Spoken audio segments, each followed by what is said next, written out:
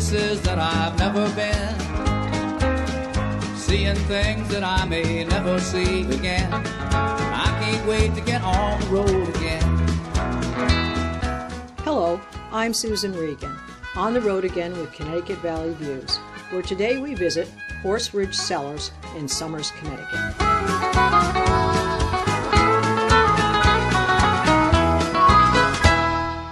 Hello, I'm Susan Regan, your host for Connecticut Valley Views, and we are here today at Horse Ridge Cellars in Somers, Connecticut, and I am speaking with Jed Benedict, and he's the proprietor of this facility. It's nice to be here with you, Jed. Thanks for showing interest.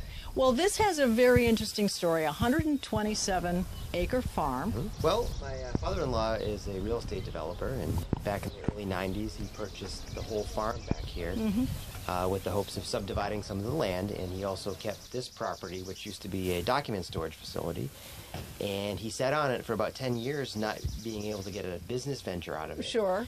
And while I was getting my MBA with my wife, we kind of came up with this unique idea of perhaps we could store wine in here. It had a lot of natural features that were conducive for wine storage. And it was interesting because you were getting your MBAs, and it was a project you worked on. You actually won a $5,000 grant for the seed money. That's correct. The last course we took during the program was an entrepreneurial studies course, and we entered a competition with our business plan.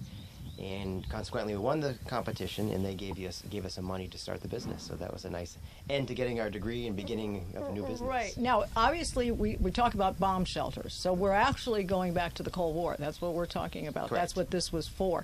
And did they have people in here, or who used it? Who was planning to use it? In 1962, the property was constructed as a bomb shelter to be a document storage facility for the insurance companies in Hartford. And that group of insurance companies also rented space for smaller banks to keep their documents here. However, they also had a lot of rations. They had... was that in case somebody actually had to physically be here? And that's what I suspect. I mean, Okay. we found some documentation that alluded to the fact that if you rented space here, the senior folks at these companies could also come and... They had a place to go. Hide out during the Cold War, right? Yeah. Right. Now, how large is the facility? The facility is 10,000 square feet. It has 9-foot ceilings, and it's about 8 feet underground. And all the walls and the floors and the ceiling are all 2 feet thick. So that tells me right there, 8 feet underground, perfect for keeping wine. It is, and that's what kind of drew me to the idea from a cost savings. It has all the heating and cooling, but that hardly ever runs. Right. So it's perfect for wine. Well, now, so you started it up, and then how did you go about attracting people, clients that would be interested in it? How did you get the word out? Well, we tried to just work our way through some free advertising, get the word out through some wine periodicals. I did a lot of footwork going to some of the higher-end wine shops down in Lower Connecticut and the New York City area, and just trying to convince them that we were a great place to store wine for their clients. And one thing led to another, and 11 years... Word of mouth always works. Word of mouth, and that's primarily once we started getting a core customer base. The wine community at that level, the wine collecting community, is pretty small when you start really drawing a circle. Sure. And we kind of made our way into that, going, grudgingly going to wine tastings. Oh, what a terrible thing to have to do, right? Right. And just kind of meeting the folks, and one thing led to another. And then it worked out.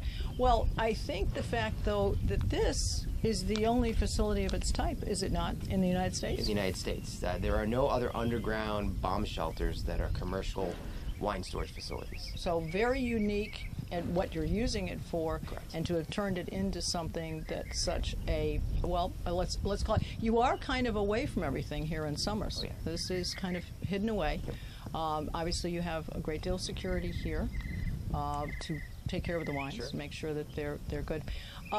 With regard to this building and this, how much work did you actually have to put into it? You have the facility, you have the bomb shelter. What did you have to do to kind of make it the right place to store the wine? Well, which was great from a new startup perspective. It had all the shelving in there, which we could utilize in the beginning, so we didn't have to really invest money in that. Okay. So the weight, the shelves could carry the weight of the wine versus paper. Sure. And then really the only physical enhancements that we did was the barn we're standing in front of originally it was a tiny little door and an opening, and we converted it into a bigger barn, and we constructed it to match the farm and the surroundings down here. So if someone were to drive by, they would just assume it was part of the farmer's farm Right, down here. exactly. Yeah. So very little investment with regard to the physical property, which Yeah, was nice. because there's a beautiful view of the valley and down there to the barns. Well, I think we ought to take a look and go inside and look at some of the special stuff you have in there. Sure, come on in. Okay, Yeah, great. Well, Jed, we're just inside the door. We passed through the barn there. This area, tell us about this area. There's a big door. Sure. This is the main vestibule when you come into the storage facility. And behind us, it's a 12-ton bank vault door that the contractors obtained from an old So bank. the original door. Yep, Yeah. the original door. It's 2 feet thick, and we shut it and lock it at night. It has all the traditional tumblers that you would envision like in a safe deposit box. It's steel and nickel plated, and it was designed to withstand the blast, or the blast, a nuclear explosion. Part of the characteristic of this vestibule too is when you come in here, you notice the 90-degree corners. They constructed a giant blast wall over here, and that's 10 feet of solid concrete. And again, that was designed if there was an explosion, this would absorb the blast, and then the door would be intact. Okay, so it's a bit of a facade at 90-degree angles then. Correct. Okay. Yeah, and they have an extension that comes off the wall that eliminates any angles that you would have at this big door here if someone were to try to shoot at it or something. So, you know, a little bit of a scare tactic you could see in the design here back in the Cold War. People thought it was a real threat. I noticed even the old, you've left the same The old lights fixtures in and there. I like the ambiance of it, and the door really sells itself. You know, it just really screams security and everything. So I noticed such a difference for us to walk outside on a sunny day to walk in. What would be the temperature right here right now? it's almost 55. Perfect. Once we go inside, it is 55. So you get a little bit of warmth coming in. Right. But yeah, it's absolutely perfect. And on a hot day like today, it's nice to be in here. All right. Well, let's go inside. Sure, So, come on in. yes, okay, great.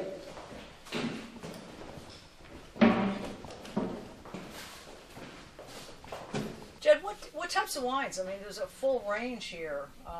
Let's educate our viewers a little bit about all the kinds of wines. Well, we have wines from all around the world, and the usual suspects, so to speak. So similar labels from France and Italy. It's a lot of chateaus. Yeah, in the United States, of course. California And wines. most of the varietals are white. Red. Those are the types of wines that age longer. We certainly do have some whites in here. Champagne, one to mention, that can age longer, and some white Burgundies from France. But I would say the highest concentration are wines from France. I would say, Burgundy and Bordeaux probably constitute most of the wines. Which then brings us to the Champagne region. I assume you have champagne here We too. have plenty of champagne. Yeah, that's my favorite. Well, we talked about, you said you have about 10,000 square feet in here. How many cases would this be holding right at the moment? Over 32,000 cases. Wow. So quite a bit of. And how many different collectors keep their wine We have here? 230 clients. Okay. And what would be the average amount of client? It ranges anywhere. You can keep either a case to however many you want. The average is about 150. Okay. And then you just mentioned we do have clients that have 1 or 2 cases, and we do have clients that have several hundred cases. So it does run the gambit. And then we just serve anyone's need. It's some people might get a wedding gift of a case of champagne. Actually, that's one of the examples. And they want to hold on to it. And they don't have a wine cellar, so Right. they want a place So to they keep want it. to place it here. And then we have people who invest in wine. Sure. Who need a place to keep it too. So the ebb and the flow of the place then is people want a safe place to keep it. It may be they're not going to drink it for a while. They want it to age to some degree. And then they're saving it for a special occasion. And maybe they do have their wine cellar in their home, but if they have an abundance of it, they keep it here. Now, how does it work? They bring it to you, you go and get it, or when they say, I'm having a big party, bring it to me. How do you work that? Well, the majority of our clients do have wine cellars, like you mentioned, and they keep their ready-to-drink stuff. But, of course, they do run that down. And we run a full-service operation here, so we transport the wine down to them. Rarely do we ever have a client come visit. It's just more convenient if they pick up the phone or send an email. Sure. We can deliver the wine to them. I noticed you had a big SUV out the back. Has that got a cooling? All of our vehicles, Outfitted in it? yeah, Oh, we have a bigger van that actually has a cooling unit in the back. So we're very sensitive to keeping the wine in the proper conditions the whole entire time. It's in our hands. So during the summertime, it's not a big deal for us to still maintain our operations, even though it's hot out. Right. But yeah, it's clients just find the convenience factor a must for them, and if they're storing something for 10 or 20 years, it really doesn't matter if it's an hour and a half, 2 hours away. It's just a phone call away. Sure. So. I noticed that where actually I heard about you was that they had an article in Town and Country magazine. Yeah. And I think that, well, right there, the clientele that you would be marketing to would be those who read Town and Country, who are connoisseurs of wine, want a safe place. I think the biggest thing is that you've made it easy for them to do it. You're here to serve them.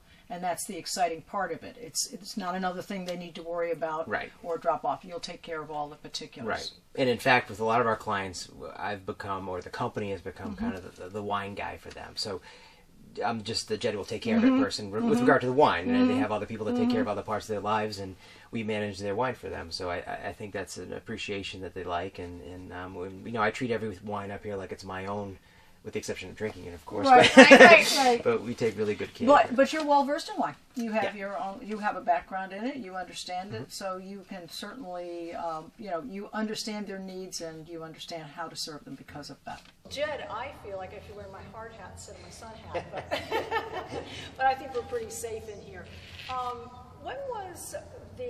How did you decide on the people who are going to build this building? Does it take a special type of contractor to do that? It does. I mean, believe it or not, because it is basically another bomb shelter, you do get a concrete specialist.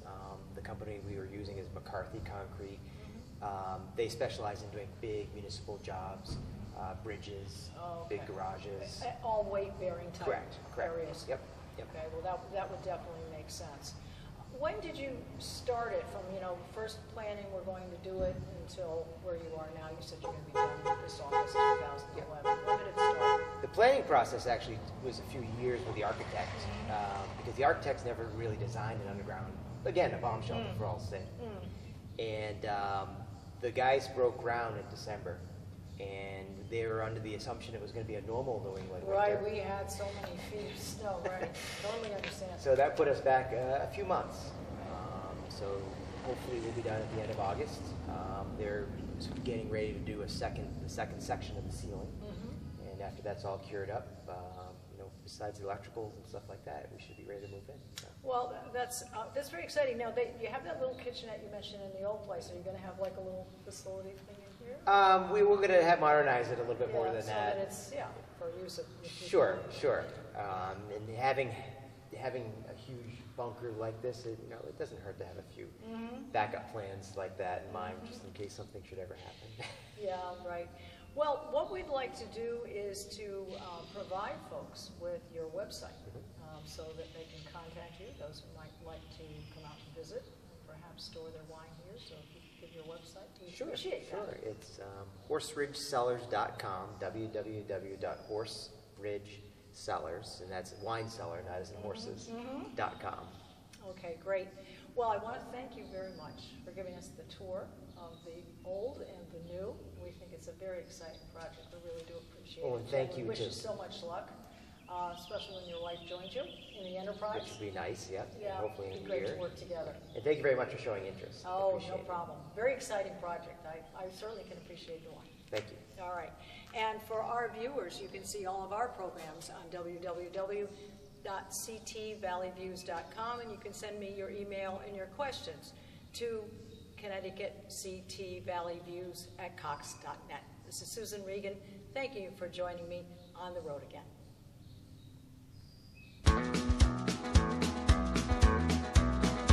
On the road again, going places that I've never been, seeing things that I may never see again.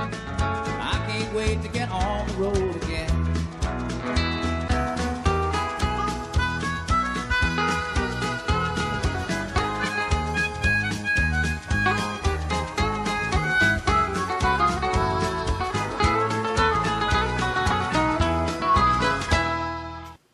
Our thanks to Windsor Federal Savings for making this program possible. Neighbors helping neighbors since 1936.